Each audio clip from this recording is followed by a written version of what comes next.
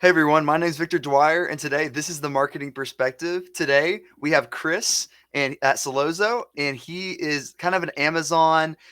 He knows Amazon advertising and Amazon stuff really, really well. He has his own podcast. He really kicks it off. He's a great personality, and he's going to introduce himself, and then we're just going to have a conversation about on Amazon tactics, some off Amazon tactics, and kind of get it going from there. So yeah, Kris, tell us a little about yourself. Well, thanks, Victor. Thanks for having me on. Appreciate it. Excited to chat with you. So, everybody, my name is Kris Gramlich. I'm in the Amazon space. I work at a software company called Sellozo. We manage PPC ads and help with automating that for sellers. But I got in this game just, well, I think by a lot of people did, by just watching YouTube videos. You kind of like Yeah. went down like a path. Like I did the retail arbitrage, and then I did the wholesale, and then I was like, I'm gonna do private label, and so yeah, I got into private label. Sellozo's in my backyard pretty much. Like I'm located in Kansas City, and Sellozo was headquartered in Kansas City, and I went to a meetup. Got addicted. Obviously, I'm addicted to it, and they had an opening. I took it. So it's been fun. It's been great. Recently got to meet you. That was a fantastic time. But just yeah, loving the space and love helping sellers. I think that's what we both do, and we love doing is helping other sellers market their products on Amazon and try to get the best return they can. Yeah, 100%. And I wanted to touch on this because a lot of sellers are dealing with this.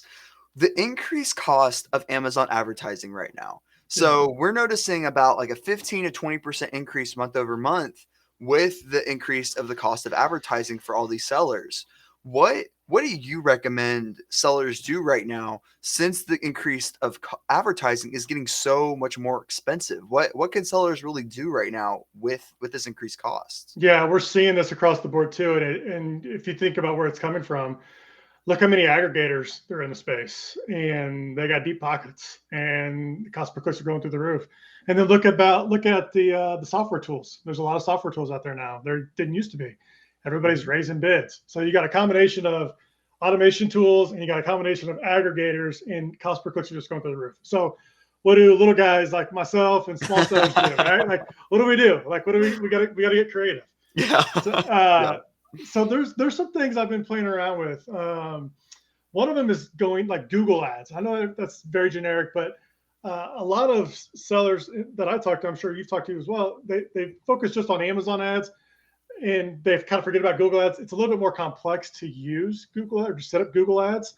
But if you can get that moving and get that going, it doesn't even need to be a conversion that you get. If you just drive traffic to your listing and they add it to their cart or they browse around on your listing somehow, that's going to help with the ranking of your product anyway. Just those types of actions. So recently, I've been playing around with organic ranking or with my organic ranking with Google Ads. I'm seeing like a 3-to-1 ratio. Like I get maybe 2 conversions after 2 weeks, and I can see my organic ranking go higher than I would get with advertising aggressively. Like True. it's pretty crazy. Yeah, and I see the same thing on my side. So if we compare it to search, find, buy, I actually see about a 300% increase. For example, if we have to give away 100 products through search, find, buy, and we only give away 30 through Google, it's about like we only have to give away 30. Like Yeah, literally, it's like that effective. And it's actually interesting. What's interesting about it is Amazon is prioritizing Google search engines more than their own search engines. So, for yeah. example, if I type in bed sheet on Amazon and buy the product, I'll see a slight increase. If I type in bed sheet on Google and buy the product on Amazon, I will see even a dramatic it Yeah, makes no sense. It literally makes no sense at all. I don't know. I'm curious to see what's going to happen 6 months from now. Like if that's a glitch or something. But it's Yeah, it's crazy because it really like you don't have to give away that much product. Give away. You don't have to give. I guess giveaway is the right term. Give away much product to get the ranking. If you just run a couple Google ads true. and get that ranking up, it does work. Mhm. Another one, obviously, Facebook ads. People doing Facebook ads that seems to work as well.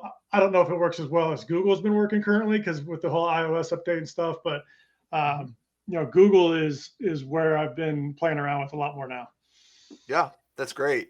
Any fun tools that you have seen to help integrate Google and Amazon yet? There is.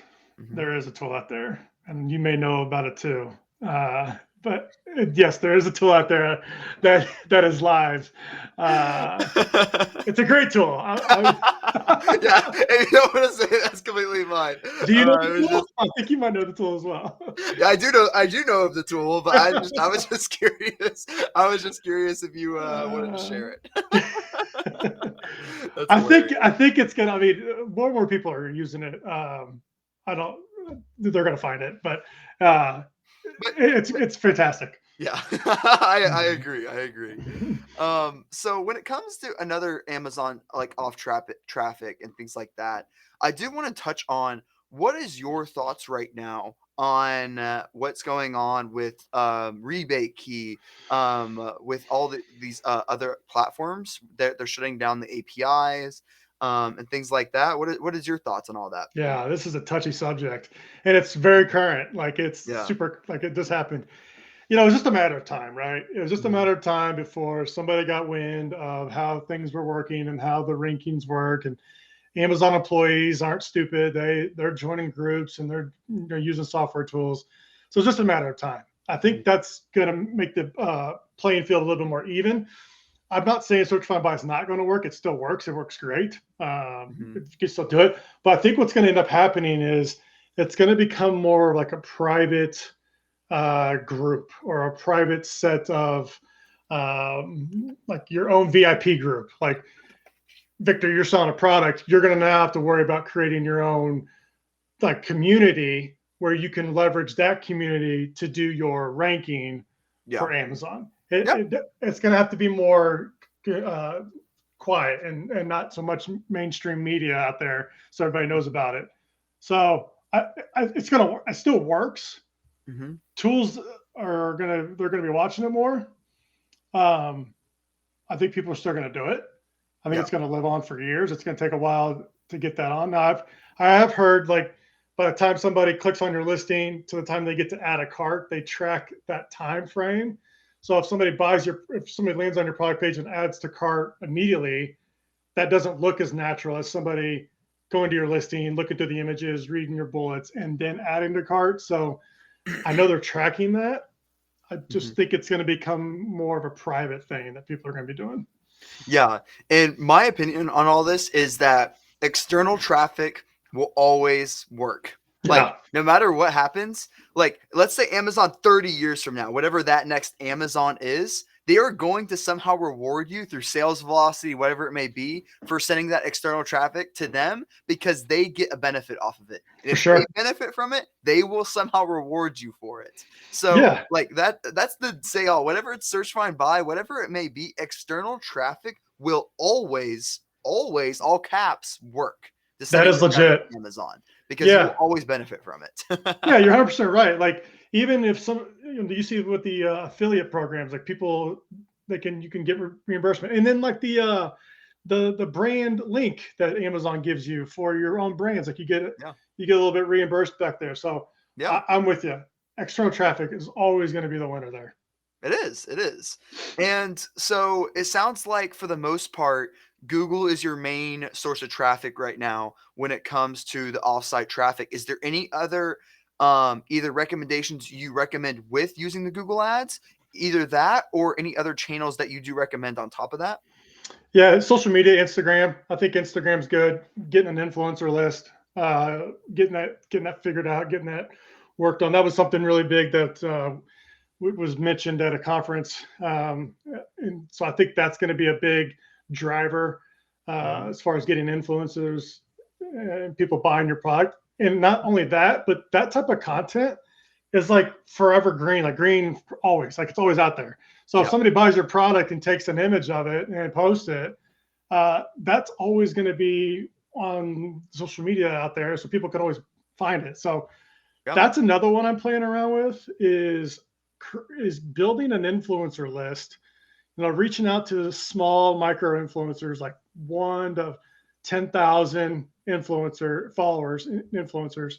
in the niche, send them a message. Hey, look, I'm trying to build an influencer program. I've even seen some like build a separate website where they put them on, like go through the website to fill out the form to, be a little bit more legit.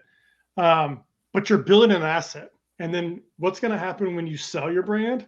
It's just going to get a bigger multiple because you have an asset that those aggregators want, and you're going to add more to your bottom line when you go to sell. So True. yeah, it's now becoming more of a who's the best marketer, right? Like Yeah. it's not so much like it is. The product still has to sell, and you still got to do good product research. But the days of just slapping a product on Amazon and running PPC, yeah, that's not going to happen anymore. You're going to have to be creative with inserts and social media and Google and all that kind of stuff. Yeah. It really is the key to success now. Like it really Yeah, is. With the rising cost of advertising, it's becoming less and less profitable. And then external traffic really is the only source at that point. That's really all you can do. Like yeah. when it comes to being successful, things Well, like not that. only that, but like the cost per clicks are super cheap on Google. So think about what you're paying on Amazon advertising, $2-3 cost per clicks going through the roof.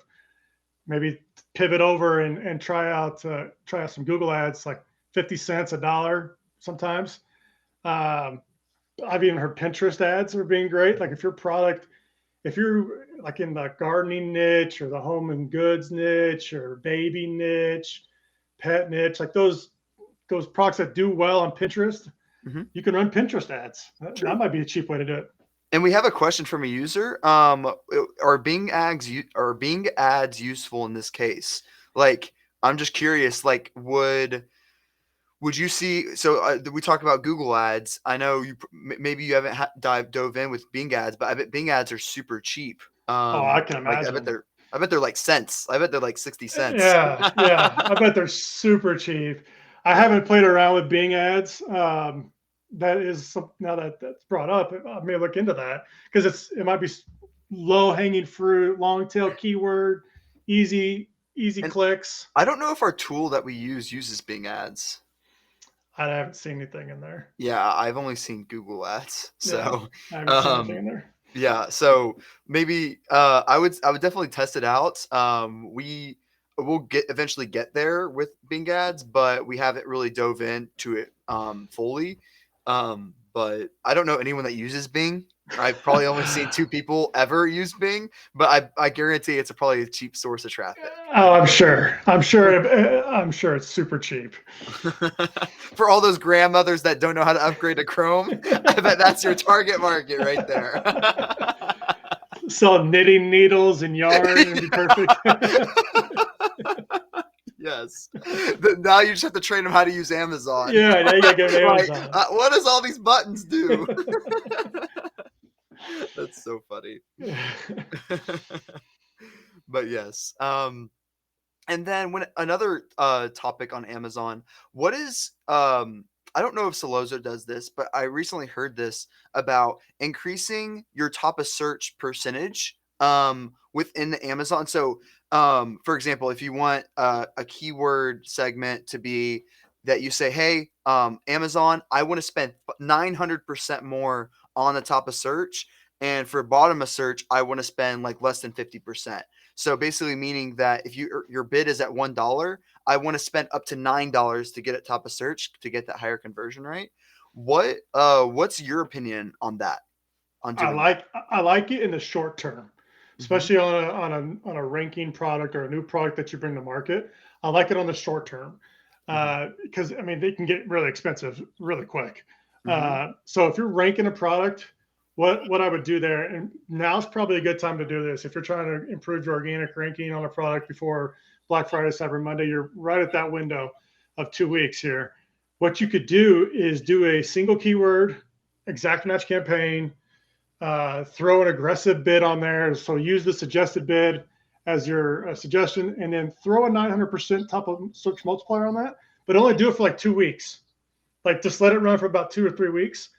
That way you get a lot of conversion. Your click-through rate goes up. Throw a coupon on your listing, like a massive 50% off coupon. That's a big one, especially if you have a product that's like subscribe and save.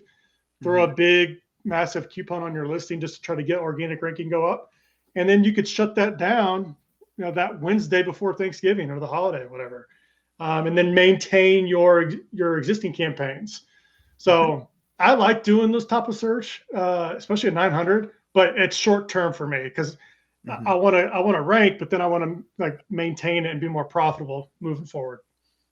And what is so when you're ramping up, when you're tracking the keyword rank, are you like analyzing? So you're saying, okay, I'm going to spend a lot more and to get ranked organically. Are you just tracking that, and are you seeing uplift? Like how are you going through and tracking like the keyword rank lift for between all your keywords? Do you see a direct like a very fast correlation? For example, if you ramp up ads and you spend all of a sudden you spend $100 a day and now you're spending $1,000 a day, and what how high do you typically see that rank increase? I know it varies a lot, but I wouldn't see it. I wouldn't by just using sales velocity. I couldn't see that doing like a crazy amount of rank No, changes. and it does take a while Uh before the huh. algorithm starts to move you up the rank organically, Yeah. like 1 or 2 days, 3 days, sometimes even longer, Mm-hmm. before you start to see that change. So I'm running this for 2 weeks, but what I'm trying to do is show Amazon that I'm converting for that keyword or that search term that I'm going after, so that I can move up the rank as fast as I can. Mm-hmm. If it's hitting my target, like if I'm getting sales and I'm getting good return back on that campaign, I may extend that end date out a little bit longer because it's churning and burning. It's ranking and I'm getting revenue and I'm getting sales through it. So I think it depends Mm-hmm. on that, but it does take a little bit of time before you start to see some ranking. There's tools out there you could track your keywords for. That's another way I love to do is like track your keyword ranking because that really tells you if your ads are actually paying off. You don't know if your ads are working if you don't track your keyword ranking. Like you gotta kind of know that. True. So you got to figure that out. And for like we as we know, Black Friday, Christmas, all these are being really, really, really big holidays for us. What do you recommend, either external traffic wise, advertising wise, to really rank for these particular keywords for Black Friday, for Christmas, for Thanksgiving? What are you recommending people to do with all these holidays coming up Well, for I Amazon? feel like sellers, and I'm guilty of it, like the FOMO, fear of missing out, right? Like Yeah. I'm going to miss out on this, and like I think you got to stop for a second and think like, is my product even something giftable? Like, is somebody going to gift this item, or do people buy this product as a gift? If the answer is no, then I wouldn't be going out there raising bids and raising budgets just to be a part of the party. Like I wouldn't do Yeah. that, Yeah. But if you have a giftable item, then yeah, this is the time you want to do that. So what I would do is kind of like what I do at the top of search. If your product is giftable and you have enough inventory, that's another story. If you don't have inventory, I don't know if I'd be even running ads, but uh, if your product is giftable, put it in a campaign, put the keywords in a separate campaign. So like if you sell barbecue products, the keyword or the search term would be like gifts for barbecue lovers or uh, gifts for barbecue fans or whatever. Like figure out what that term is, but don't just make it for gifts for dad. Like Yeah. that can be anything, right? So True. niche it down to what your product is, because if you start to spend money on advertising and your keywords are going after are so generic, you're gonna you're gonna blow money away. It's just gonna throw money away. You're gonna spend a lot of money, because people are browsing. Think about how many products show up when somebody types in gifts for men. Like there's a ton of products. There's no set product there. But if you go after the words gifts for barbecue lovers or gifts for barbecue fans, whatever it is, now you have a lot more better chance of getting that click and getting conversion. True. Very true. That makes a lot of sense actually. Um, yeah, that's a good strategy to go after it. And when it comes to external traffic and things like that for Black Friday, for all these things, what are you kind of doing? Are you doing the same method through Google Ads? Or what is your strategy with external traffic related to Black Friday and Christmas? Yeah, first I'm like making it known that we're doing a sale or something. I'm blowing it up on social media, telling my followers if you got an email list, you're getting that ready. You're going to have a promo code probably that you want to do for your email list. On the Google side, you're going to do the same thing that like gifts for barbecue stuff or whatever that is on their top 10 gifts for my husband, whatever, like, or my wife or my dogs or my kids, whatever it is. So you're just going to have to do a little bit of both. You'll do Google side. That's going to be more gift related products.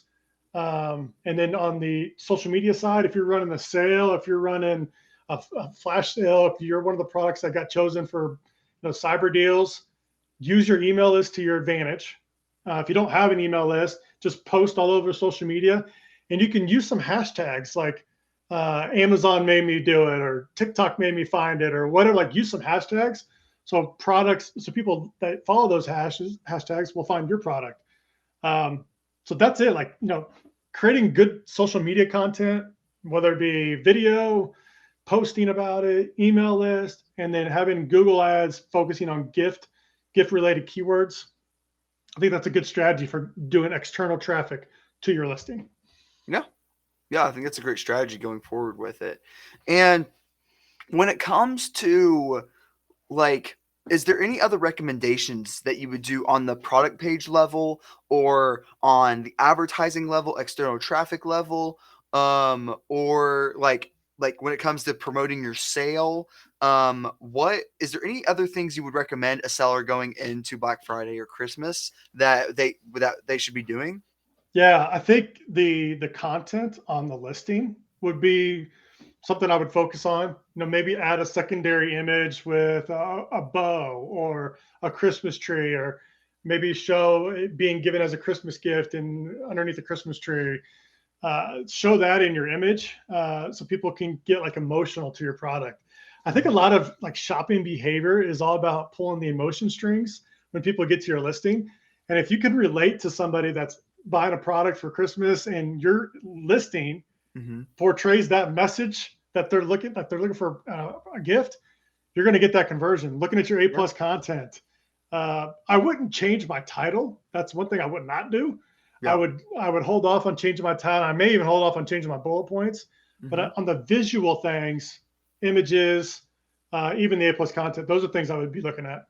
Cool. Yeah, that's really smart. And also changing it to like Christmas related or whatever holidays coming up. That's really fascinating too.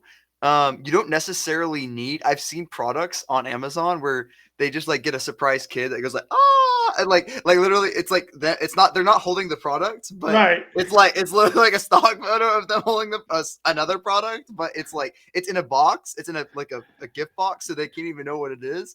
And then it was like you can put like bullet points or whatever. I've seen But then that think before. about it, like if somebody Yeah. goes to that listing and they're looking for a gift for their nephew and they're not really sure if it's a gift for their nephew, like they're kind of like maybe not, but then they're like, oh, it is. It works. Yeah, exactly.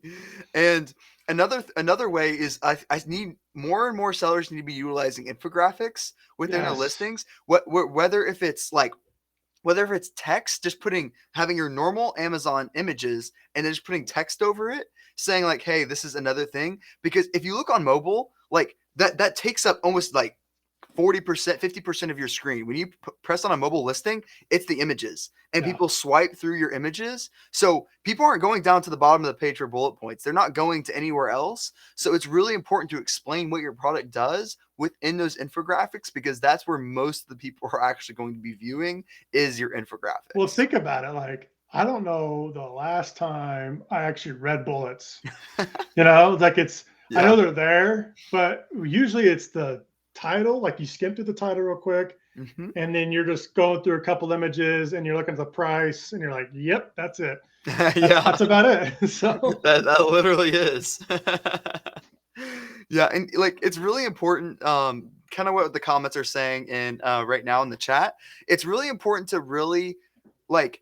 when we're selling products and we become the expert of products, everything becomes obvious to us. It's like, of course our product does that. Of course our product has these features, and you expect people to know that those are the features. But it's really important to re-emphasize those within your infographics, within your bullet points, within everything, because what is obvious to you, is that the person that actually created the product, is not obvious to your customer. You have to dive into your product page and say, okay, what do I know? Nothing, and I am trying to learn what this product does.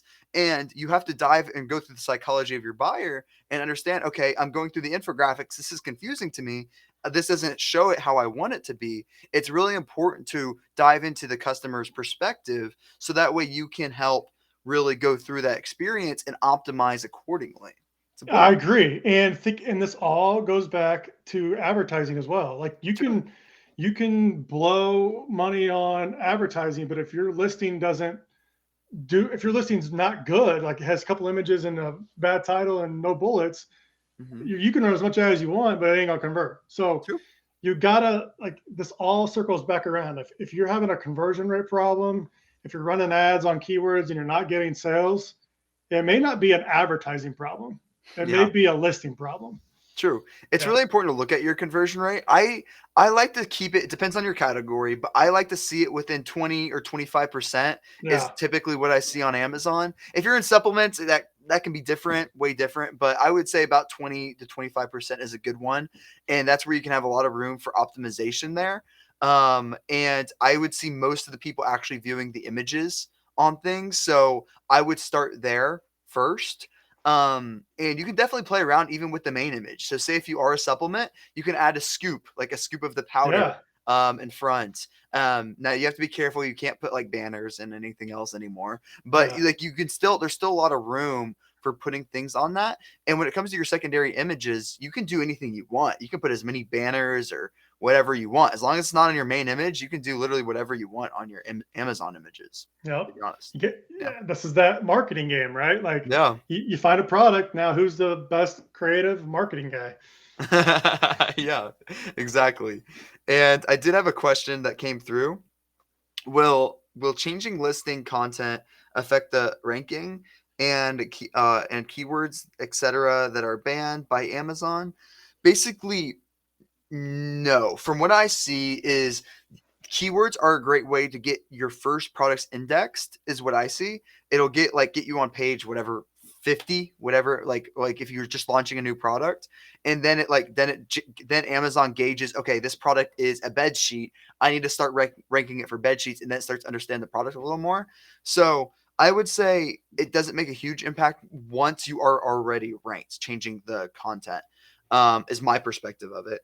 And the keywords that Christmas, yeah, I typically don't put those seasonal related products unless it is a, depending on what your product is. But I would say that if it is like barbecue set or something else, I would try to put like gifts, potentially barbecue gifts, and other like gift related words within there that people may be searching. That's how I would basically trade up the content within Amazon, is how I would see it.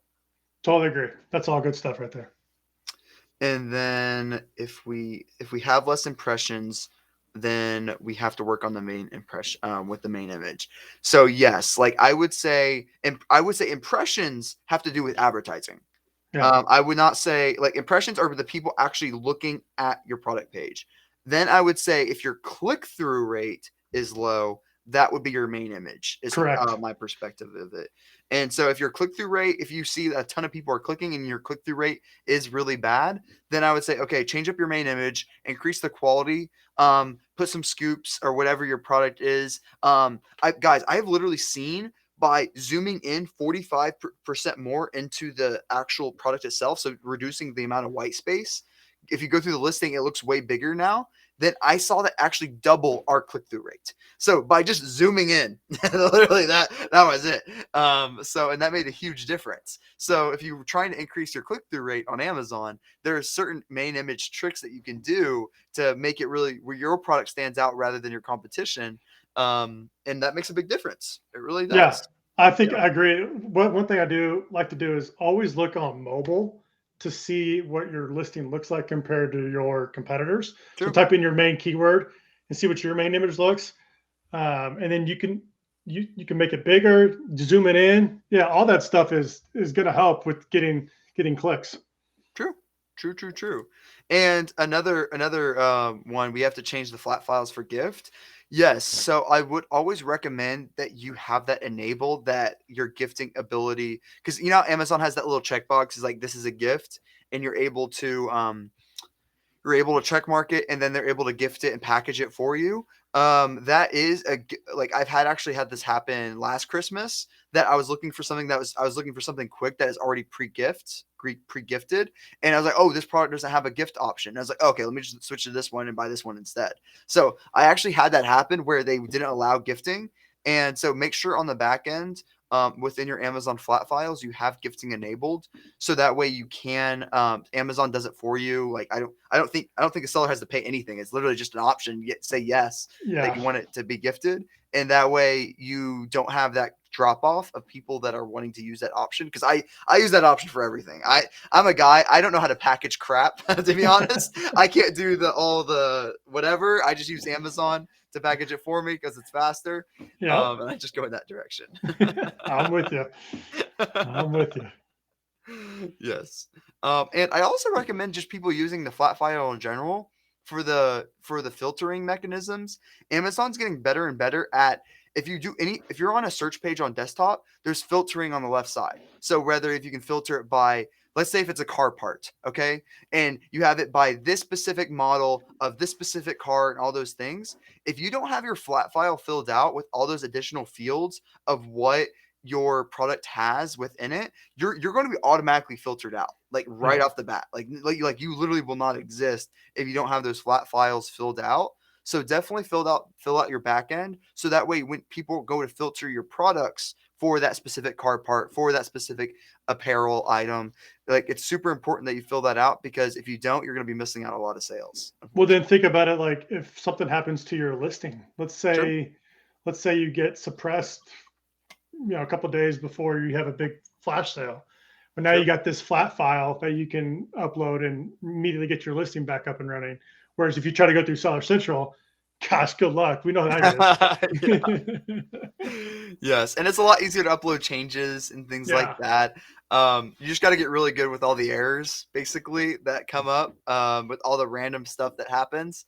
But once you get that down, it gets a lot easier, to do things. Content changes just in general on Amazon have been getting a lot rougher, but it's not as bad as Walmart. Walmart is literally the worst in the world, making content changes. So at least it's not that bad. But yes, having a flat file and using that to your advantage will go a long way. It really will. So yeah. Um, and also, inventory. That's a huge problem for a lot of Big people. deal. Yeah. What are you seeing on inventory? Do you have any recommendations on the restock limits? How does that pair in with advertising? Like, what is your perspective on that?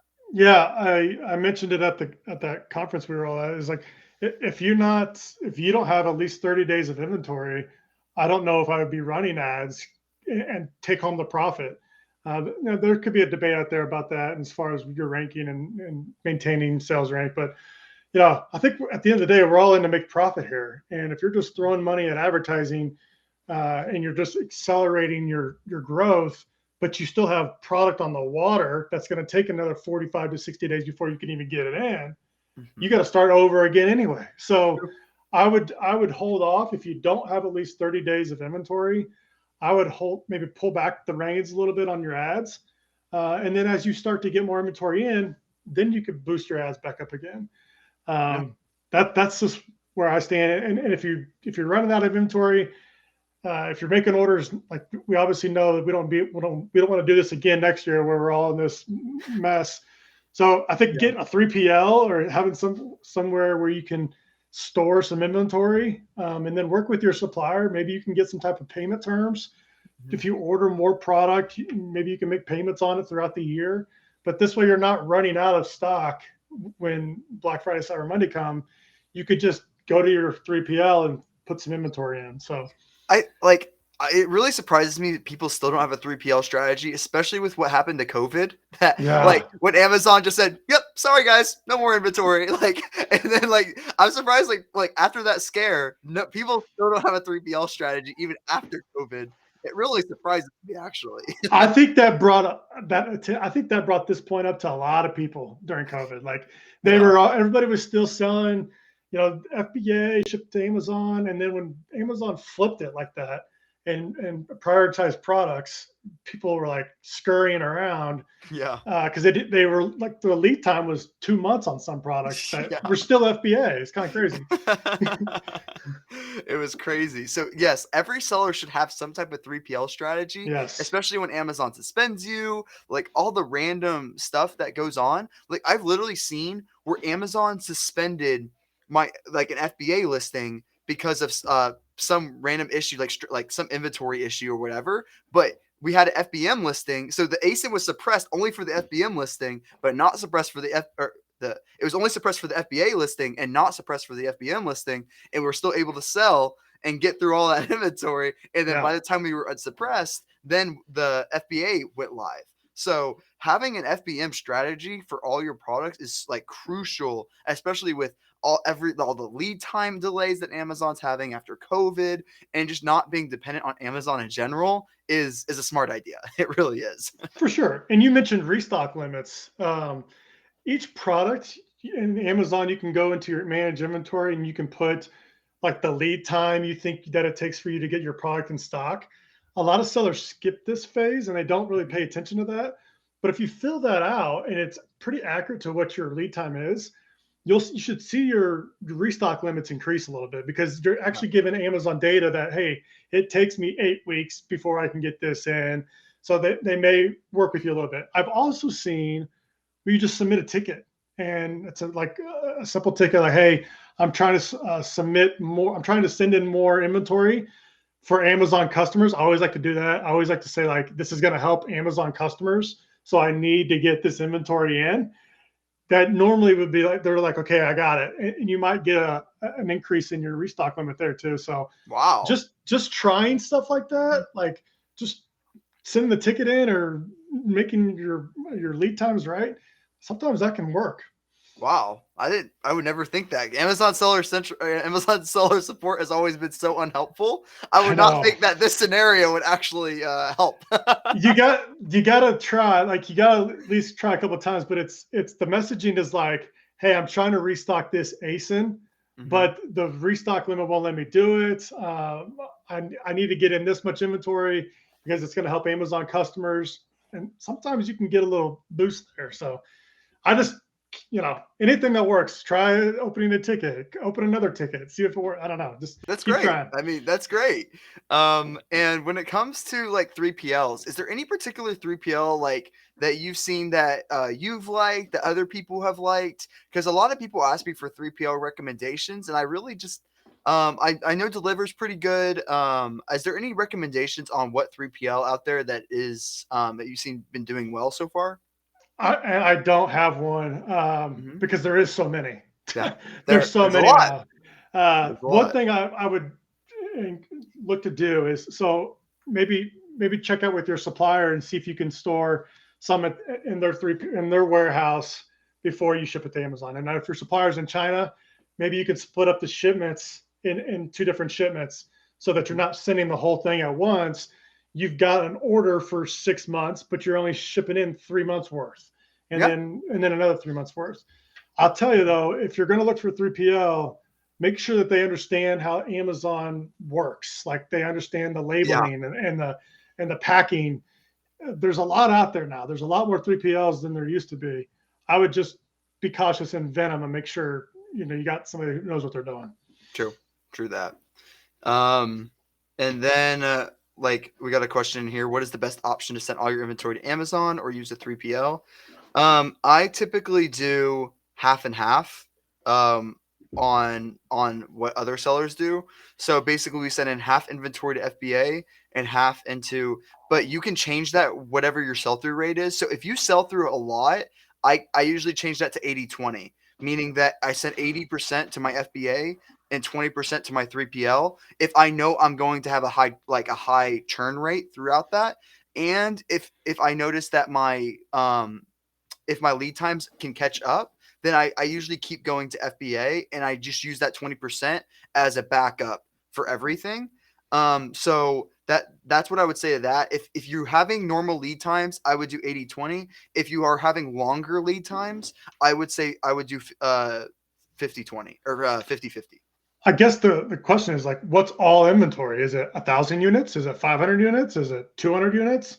Like Sure. if you're doing bigger volume, then yeah, what Victor, what you just said there, perfect example. But if it's smaller stuff, then ship it all in, ship and get it going. Yeah, and honestly, with the restock limits, you could probably just send as much FBA inventory you got, and then with the restock limit, whatever that is, and then the ship the rest into the 3PL. Like it would be that easy, to be honest, for I some think on that days. restock, Amazon knows that sellers are having a problem with this, Yeah, like the restock. So I think that's going to go away. really. Not go away. I Uh-huh. shouldn't say go away. I should say it's going to increase. Like people are going to have more inventory to send in. You're just seeing them build more warehouses and they hire more employees, so they're aware of it. I don't. It's not going to go away, but you're going to see your levels be a little bit See, higher. see, I thought that right after COVID, whatever that January, like after that Yeah.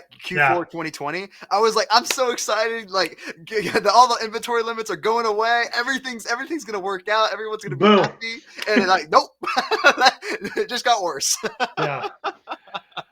I mean, Yeah, I think it's gonna. I know they're aware of it. yeah, I mean, you could just tell. I'm sure they got blown up when people try to ship stuff in. So yeah, yeah. I know I'm opening tickets. So That's funny. And then one more question in here. In the 3PL, we pay storage fee. How do you plan it out generally? Something depending on how big the 3PLs, they're able to do forecasting for you. You might have to use a forecasting tool, potentially, of how many sales are generating and how much inventory you should have. And it'll calculate lead times in there. So that's what I would say to that. With the storage fees, I would just have some type of forecasting in there, saying, okay, if I go through 100 units a month, and I need 1,000 units over 10 months, that's the storage fees are going to be A or B. And I know it's not that easy. That math is super simple, but with the forecasting tools and things like that, that might be able to help you out there when it comes to calculating the storage fees. for sure. Yeah. Um, and then, Kris, is there any other recommendations or any things that you see sellers are doing incorrectly and could be fixing, or anything else related to how to prepare for this Q4 within there that you can think of? Yeah, I think the main thing there is just monitor where your ads are going as far as spending goes. If you're Yep. seeing your budgets run out and you have a really good campaign that's hitting your target ACOS, then you will want to add more budget to that campaign to keep it rolling, keep it moving. Hmm. And if you don't want to add more budget, then shift your budgets away, shift your spend away from other campaigns. So if you always want to spend $100, move that $100 around from other campaigns that are performing better. You just don't want to. You don't want to limit yourself on a campaign that's performing well, that's hitting your target ACOS. I see that problem a lot. Hmm. Is not enough attention is given to the budget of a campaign. They usually put $20, $30 in there and just let it run. If Hmm. it's hitting the target and hitting your goal and you're getting sales, keep it rolling, keep it moving. Yeah. Yeah, I totally agree with that. And especially when it comes to optimizing the bids Yeah, and figuring out and not giving up on testing out new keywords in there, is really, really important, and testing different type of ad format types. I'm really surprised that people don't test more ad format types like sponsored display, sponsored brands, sponsored. I recently created a dashboard that I'm able to easily distinguish between all the different ad types we do for each particular campaign, and that has been super helpful. Like I'm able to go through and say, oh, sponsor display, audience targeting, super high performing on this particular ad account. Let's go all in. And we've been able to increase like have super actionable insights from that. So I've been really impressed by that, actually, being I able to do I that. think that there's just so many now True. that True. there's like I don't know what sponsored display product targeting is. You know what I mean? Like there's Yeah. so many now. everybody Yeah. knows sponsored product and sponsored brand, but they've added all these other types, categories, and view remarketing, and like so much you can do now. I think people just get, let me just go where I always go: sponsored product, Yeah. exact match.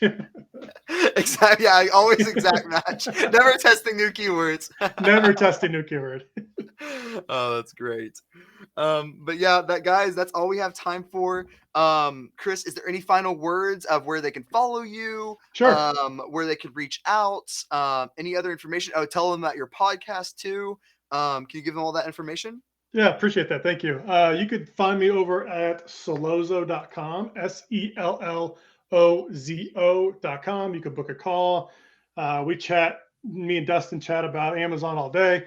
And the podcast. Podcast is called Two Amazon Sellers and a Microphone.